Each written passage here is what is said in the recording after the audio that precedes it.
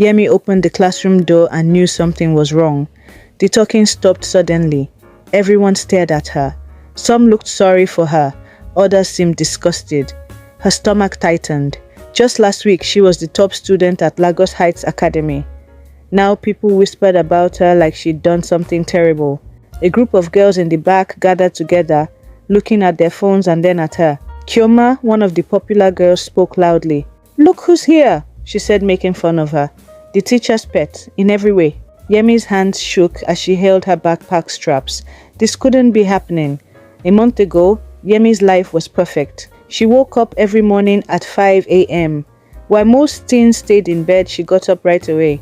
She ironed her school uniform, a white blouse and navy blue skirt. Her natural hair was always neatly braided with ribbons.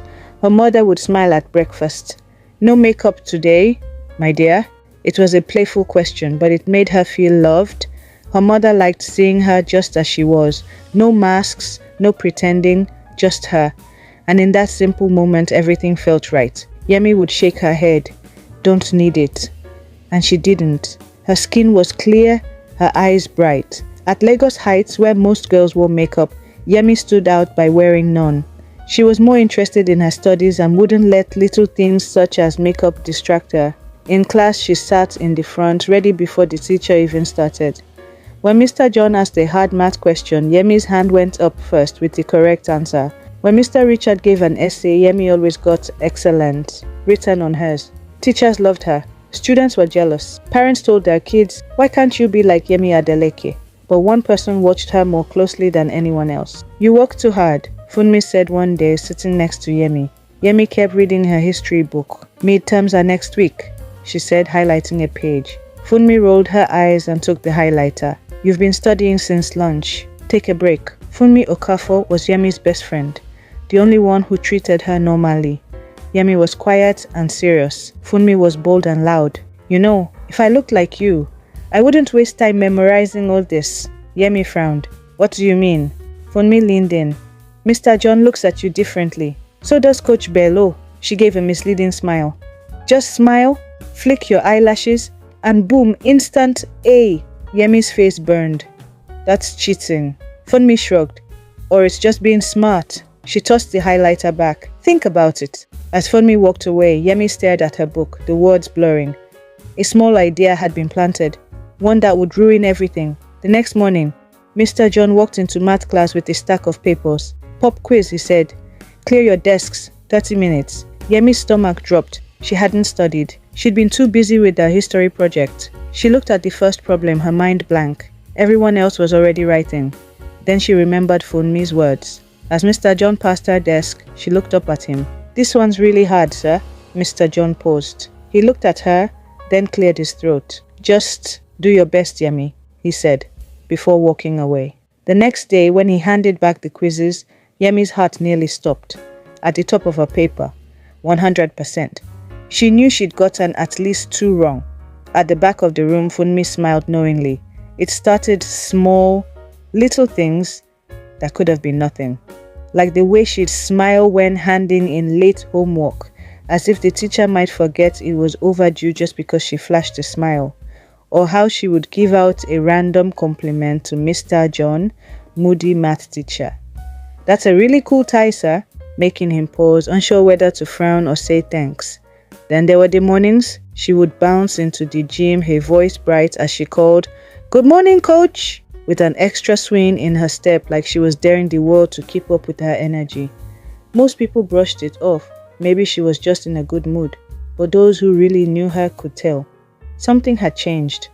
And it wasn't just the smiles. It was the way her eyes lingered a second too long on certain people. The way she laughed a little too loud at jokes that weren't that funny.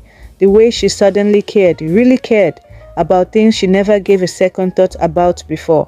She now pays attention to her looks and wears makeup to school. It was subtle, but nothing stays small forever. The results were instant, like turning on a switch and suddenly seeing the light.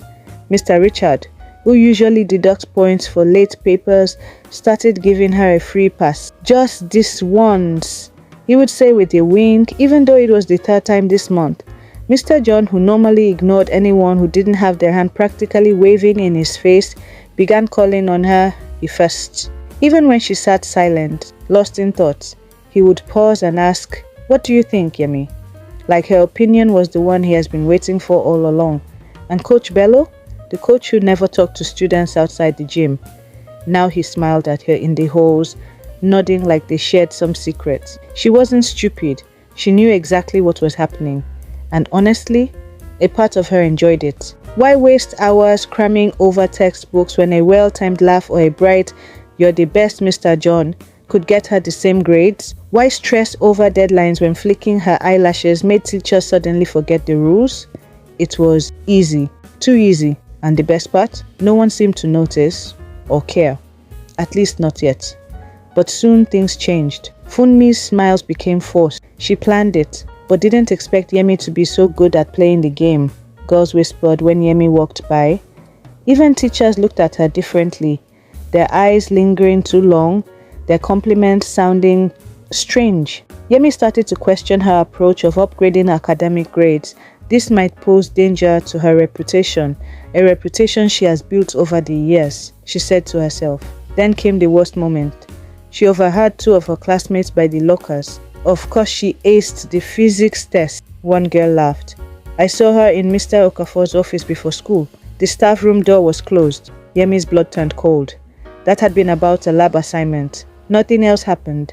But the way they said it, the meaning was clear. She wanted to scream that it wasn't true.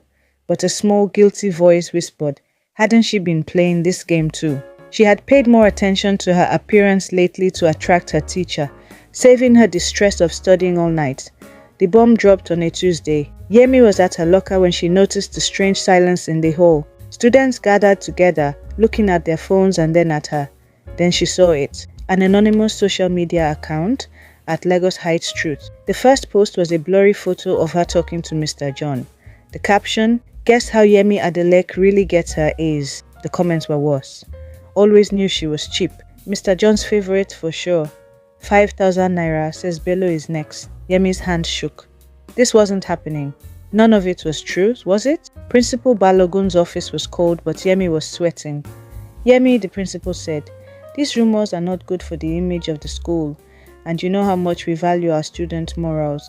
This behavior of yours will have a negative impact on other students' behaviors.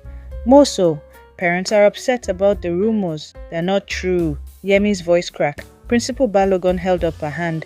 "It doesn't matter now. We have to expel you." The word hit like a punch. Expelled won her perfect record. Her future, gone. As she emptied her locker, Funmi appeared. "Why?" Yemi whispered. Funmi's smile was cold. "Because you had everything," she said softly. "Perfect grades, perfect face, perfect life." She leaned in. "Now you have nothing." Yemi was sad. She didn't expect such betrayal from Funmi. Her closest friend, she wanted to yell at her, explained how she felt, but it won't change anything. Funmi's jealousy had swallowed her. She just had to face her parents now. Her parents were disappointed in her behavior, but trusted their daughter not to have done all the things she was accused of. "You will be registered with a smaller school, where you will have less distractions." Ipeju Community School was nothing like Lagos Heights. No fancy uniforms, no rich kids.